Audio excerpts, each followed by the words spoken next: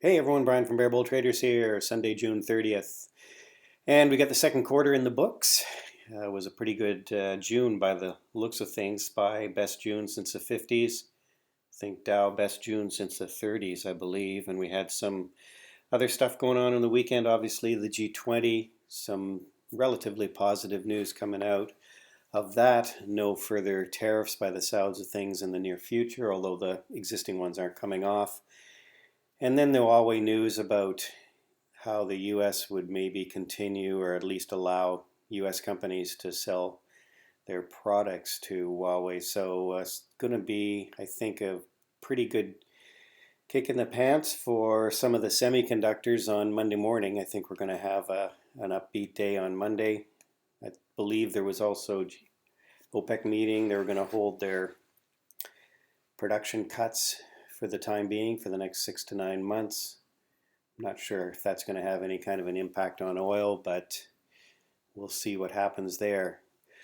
Other side of the news was there was a fair amount of economic data this last week.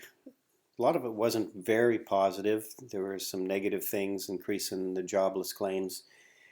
And, in the backdrop of all that, we've got the Fed looking like they're going to cut rates, and maybe some of that economic data is going to push them more towards that. So we've got the Fed also holding up the market here, potential for lower rates later in the year, maybe as soon as July. So yeah, all in all, I think we're going to have an upbeat week next week. We'll see how things go, but you can kind of see here market internals, stocks above the 50 and the 200 are moving more to the positive side, and new highs pretty good Friday, more advancing than declining. And I think we're going to have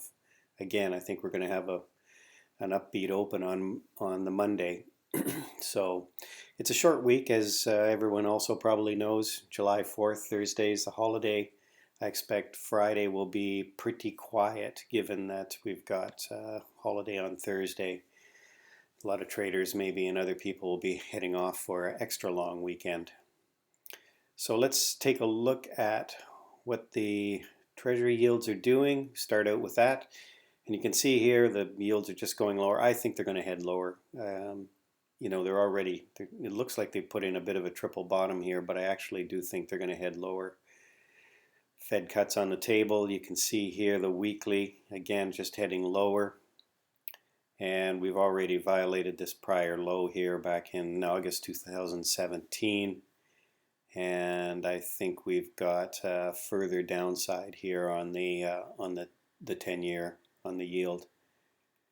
And there is a way to play that. We'll talk about the TLT in a minute, because as the rates drop, the TLT goes up.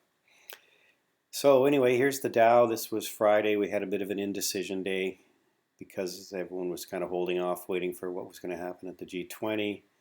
On the week here, we ended with a bit of a down day, but again, I think week overall was fairly positive and right up back near this all these tops here, and I think we'll probably break out.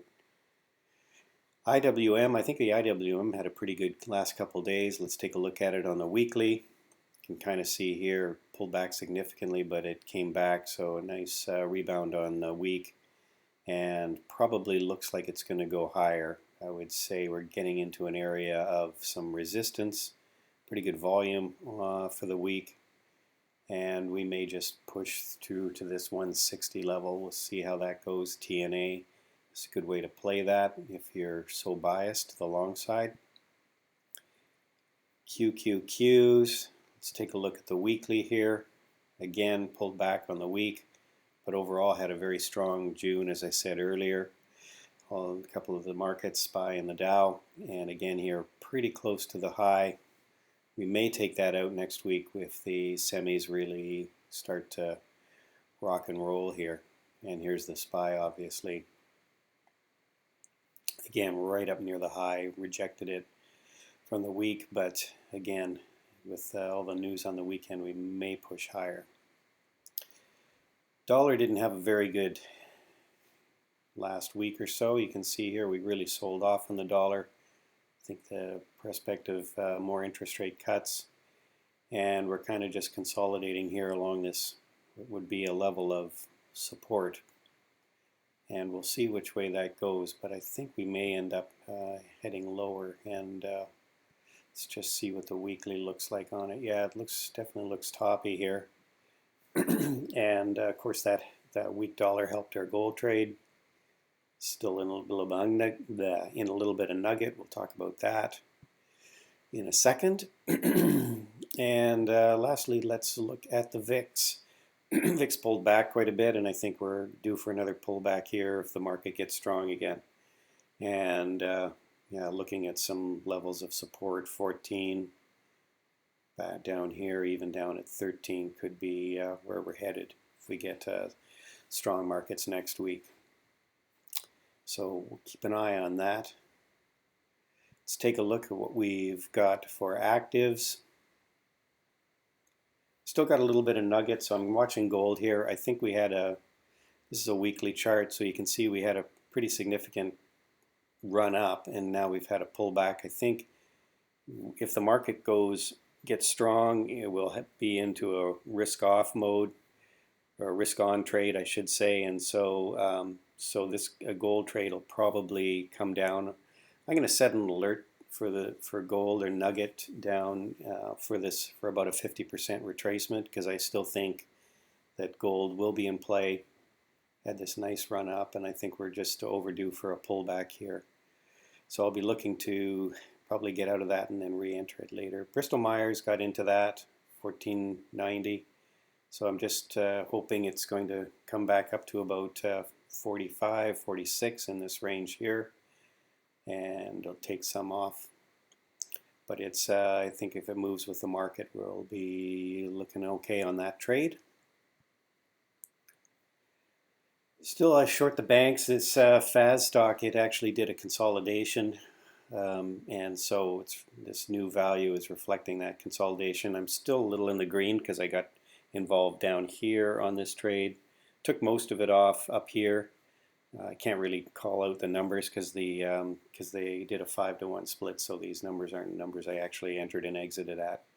But I did call out about an 8 target, and that's where we hit before we went over a little above that and then pulled back. So still got a tiny bit left here. I'm going to see how it behaves on Monday, and we'll see what happens from there. Here's nugget. Even though gold did pull back a little bit, we had a pretty decent day. Let's look at the weekly on this one quickly. Yeah, same as pretty much gold. We had a reversal candle, so I think we're going to probably pull back here, and I'll be looking at maybe re-entering around 23, where there'll be some level of support, or maybe 22. So just like I said, I'll be setting an alert on that. Let's take a look at what we've got on watch. As I said, I think some of the semiconductors with the Huawei news are probably going to go higher. And you can see Broadcom is, I think, a pretty significant supplier of chips to Huawei. So, they could easily push higher through 300 is probably where it could be going, 295. And, pretty expensive stock on this one. So, I mean, there's a couple ways you could play it with options. Buy a 290 call. Don't really like buying calls and puts. You pay a premium, so you could sell a 285 put here and then collect the premium, and then if it continues to go higher, you'll just collect all the money on selling the put at the end of the week. So that's one way to play that if you're so inclined to play expensive stocks. BABA, I think the good news with the trade talks, I think BABA will push higher here. We've got this level right here, high of so I'll call it 172. I think we could easily push through that, maybe up to 175, where we've got prior levels of resistance. Here's one sort of around this area. So, and it could push higher from there. But you have to remember the G20 wasn't really, I mean, it was good news, but it's still a long way from a trade deal. So I don't know that the markets are going to get overly optimistic about this. BIDU is another one that could really rally on this news, back up to 120, which was prior resistance from this run, and you know, pretty much coincides with where it basically started to break down here. So I've been looking at BIDU as well. Facebook, it just looks like it wants to grind higher. We've got a nice trend line it's following, and we're just getting up into an area of prior resistance. This is where we kind of did a double top, but we also made a higher low here. So I think it really just wants to push higher, and you know, 195, 196 could be in its sights, and then you know, if the markets continue to stay strong, it's just going to gravitate to that 200 number. Again, pretty expensive stock. You could sell a 190 put and just collect the premium on that, and if it gets to 200, it'll basically, or if it stays above 190, you'll just collect the premium on that at the end of the week. Another way to play it. And KWeb, Chinese internets, again, I think if you wanted, you know, didn't want to play individual stocks on the China market, you just wanted to play an ETF, broader holdings, you could just take this long. And yeah, I think 45 could easily be a target on this from 44, stopping out in around halfway for 43.50. Again, it's going to depend on how much it gaps up in the morning. Micron, we had a really big run up here. Earnings report gapped up significantly, ran, and then it gapped up Friday, and then did a hollow fill candle, reversing candle here. So basically just held this 200-day moving average. I think we pop up again, but it's getting pretty toppy. And we're at a level of prior resistance or support here, which now is becoming resistance. Silver, again, we did actually a bit of a doji candle reversal, so keeping an eye on silver. Might be wanting to push higher again. Again, it's had a big run with gold, the poor man's gold, silver. Again, silver right here. Might be pulling back if the US dollar strengthens, and if we get a risk-on trade where everyone's jumping back into the semis. So. And here's the semiconductors. Again, we had a hollow fill candle day, but I think we're going to maybe turn around and push higher on Monday. We'll see. T is a good one. AT&T, it's been breaking out here. Again, I consider this a bit of a safety trade. It's kind of funny that it's breaking out. It may pull back if we get some rotation back into semis and higher risk stuff.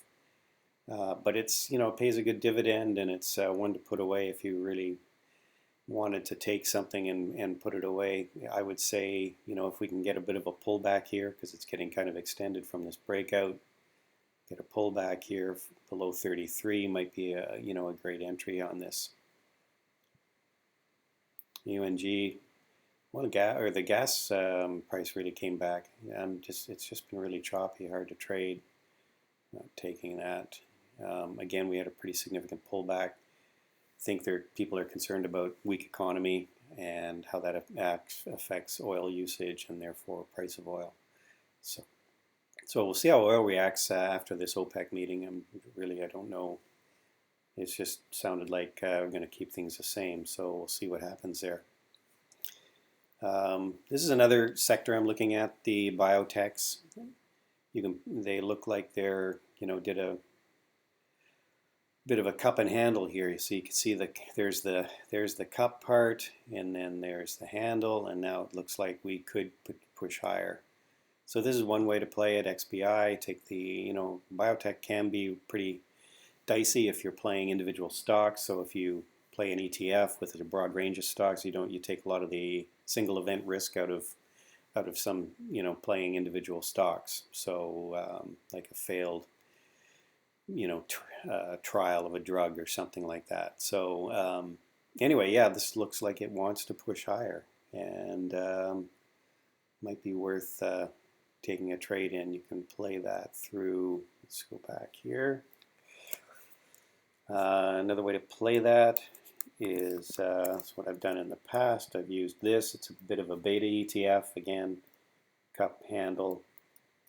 Wish I'd gotten involved with it back here when it started to break out of this bull flag, but unfortunately I kind of missed out on that one. So be watching that on Monday. Might take an entry, and then we'd be maybe good back up to 53.70, which is about right where we had this topping pattern before. So again, it's going to depend on what happens in the morning, how much we get a gap. I'd like to maybe get back in under 50 if it's possible, but we'll see what happens. And yeah, you can play it that way. I think you can do the healthcare sector XLV. Again, it looks like it's already broken out. Here's some prior highs, broke out through there and did this pullback, which is fairly common. Held the level where it broke out from, and maybe now it looks like it's heading higher too. So, all right, well, I think that's about it. Hope everyone's had a great weekend. We'll see everyone in the Bear Bull trading room in the morning if you're joining us day trading in the morning. Remember, it's a short week. Thursday is the holiday, Friday, probably quiet day in the markets. So, and this is my book, How to Swing Trade. If you haven't checked it out, hope you do, and we'll see everyone in the morning. Have a good rest of the weekend, everybody. Bye for now.